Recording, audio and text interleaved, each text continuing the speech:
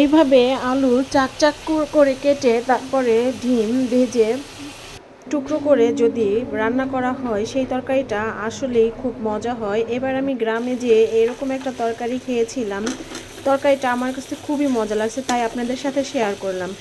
এইভাবে আলুগুলো চাকচাক করে কেটে যদি ভেজে নেওয়া হয়, ডিমটা ভেজে নিয়ে তারপর কষিয়ে রান্না করা হয়, সত্যি অসাধারণ লাগে খেতে।